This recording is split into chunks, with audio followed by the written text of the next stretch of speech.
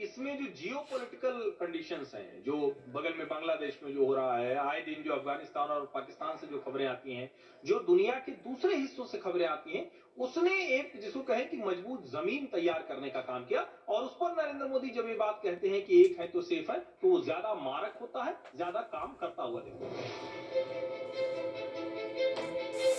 मैटराइज के सर्वे में जो बात निकलकर सामने आई, डेटा को जुटाने के लिए मैटराइज 76,000 से ज्यादा लोगों से बात की गई, जिसमें 37,000 से ज्यादा पुरुष, 24,000 के लगभग महिलाएं और 15,000 के करीब यूथ शामिल था। जबकि हरियाणा में मैटराइज ने अपने सर्वे में 53,000 से ज्यादा लोगों को शामिल किया, जिसमें 26,000 से ज्यादा पुरुष, 16,000 से ज्यादा महिलाएं और 10,000 से ज्यादा यूथ को शामिल किया गया।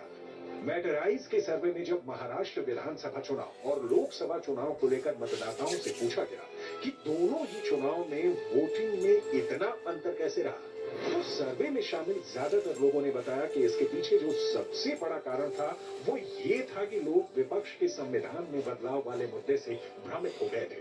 जबकि विधानसभा चुनाव के दौरान लोग महायुति सरकार के काम से संतुष्ट थे। इतना ही नहीं, 41% लोगों ने तो ये तक कहा कि विधानसभा चुनाव के दौरान मौजूदा सीएम देवेंद्र फडणवीस की लोकप्रियता में भी खूब इजाफा हुआ। प्रधानमंत्री नरेंद्र मोदी को जो गुजरात से उनकी पूरी राजनीति है, वो हिंदुत्व और विकास, इस मॉडल के लिए जाना जाता है। अब पिछले कुछ समय में जो भारत की राजनीति बदली है, जिसमें राहुल गांधी लगातार असफल होते हुए उन्होंने ये कोशिश की कि किसी तरह से हिंदू जातियों में बंटे। अब अगर सीधे सीधे आप ये कहें कि हम हिंदू एकता के लिए काम कर रहे हैं, तो शायद ये कहा जाएगा कि आप कम्युनल पॉलिटिक्स कर रहे हैं। उसको स्थापित करने की भी कोशिश आसानी से हो जाएगी। लेकिन जब आप एक हैं तो सेफ हैं कहते हैं, तो इस नारे को सांप्रदायिक कह पाना कठिन। लेकिन नरेंद्र मोदी के एक है तो सेफ है तो मंत्र के बीच योगी आदित्यनाथ ने भी हार्डकोर हिंदुत्व की राजनीति से लेकर महाराष्ट्र का किला फतह करने में मददगार साबित हुआ। बटे थे वो कटे थे। योगी के इस नारे ने पूरे देश के अंदर हिंदुत्व के जो संभावित खतरे मुस्लिम आतंकवादी के तरफ दिखा, उसको एक नजर शेयर करने की कोशिश की। इसका फायदा भारतीय जनता पार्टी को निश्चित रूप से मिला। आंकड़े बताते हैं कि हरियाणा में बीजेपी के सीएम योगी आदित्यनाथ ने प्रचार किया था, उनमें से 9 सीटों पर बीजेपी को जीत हासिल हो, यानी सीएम योगी का स्ट्राइक रेट 64% रहा। जम्मू कश्मीर विधानसभा चुनाव को लेकर सीएम योगी ने जम्मू में कुल 4 विधानसभा सीटों पर प्रचार किया, जिसमें से 26 सीटों पर बीजेपी को जीत हासिल हो, यानी जम्मू में योगी आदित्यनाथ का स्ट्राइक रेट 100% रहा। इसी तरह महाराष्ट्र में भी योगी आदित्यनाथ ने बटोगे तो कटोगे के नारे का जिक्र किया।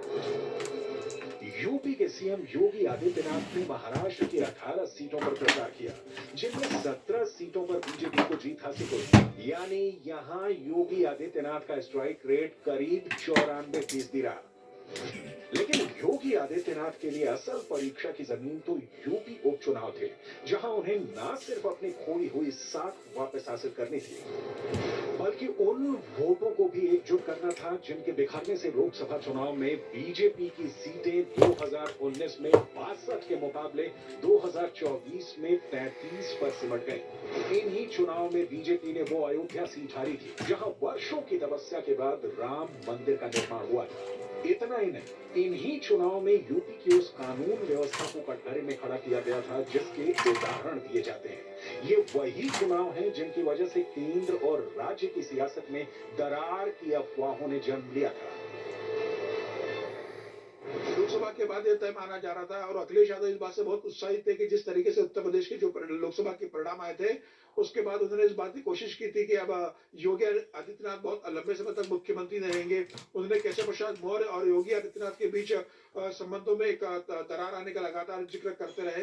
विधानसभा के अंदर भी होता रहा, लोकसभा के अंदर भी वो इस बात का संदेश देने की कोशिश करते रहे। सीएम योगी आदित्यनाथ के सामने सबसे बड़ी चुनौती तो ये थी कि 2019 की तुलना में 2024 के लोकसभा चुनाव में जाटव छोड़कर सभी जातियों के वोट प्रतिशत में गिरावट थी और उन्हें इसी ट्रॉमा से उपचुनाव में पार्टी को निकालना था। ये कहीं कहीं योगी आदित्यनाथ के लिए भी एक बड़ी चुनौती है कि 2024 के लोकसभा चुनाव में भारतीय जनता पार्टी 33 सीटों पर रह गई, समाजवादी पार्टी 37 सीटों पर चली गई, तो उनके लिए भी 2027 के लिहाज से जरूरी था कि एक कंसोलिडेशन एक उस तरफ जाए और उसमें बटोगे तो कटोगे, ये नारा प्रभावी साबित हुआ। इसकी खूब जमकर आलोचना हुई, लेकिन इसकी काट विपक्ष नहीं खोज पाया। यही वजह रही कि योगी आदित्यनाथ ने यूपी उपचुनाव के दौरान हार्डकोर हिंदुत्व के तर्कश का वही तीर इस्तेमाल किया जिसका जिक्र उन्होंने सबसे पहले आगरा में किया था। जो ये लोग जाति की राजनीति करके आपको विभाजित करना चाहते हैं, मैंने कहा था ना कि बटोगे तो कटोगे, एक रहोगे तो नेक रहोगे। कोई माई का लाल आपका पाल बांका नहीं कर पाएगा। संघ की सक्रियता और योगी आदित्यनाथ के आक्रामक प्रचार अभियान का असर ये हुआ कि 9 सीटों पर हुए उपचुनाव में बीजेपी ने 6 सीटें हासिल की। एक सीट बीजेपी की सहयोगी आरएलडी को मिली, जबकि समाजवादी पार्टी जो बड़ी जीत का दावा कर रही थी उसे सिर्फ 2 सीटें हासिल हुई। सबसे चौंकाने वाले नतीजे मुस्लिम बहुल कुंदर की विधानसभा सीट से आए, जहां 31 साल बाद बीजेपी ने जीत हासिल की। काशी में क्यों हमें अपमान झेलना पड़ा था? क्योंकि हम फटे थे। मथुरा में क्यों अपमान झेलना पड़ा? क्योंकि हम फटे थे। और जब फटे थे तो फटे थे। फटना नहीं है, एक होना है, याद रखना। जिस तरीके से भारतीय जनता पार्टी के संगठन ने जबरी स्तर पर कहा और अपने वोटर से यह कहा और मतदाताओं से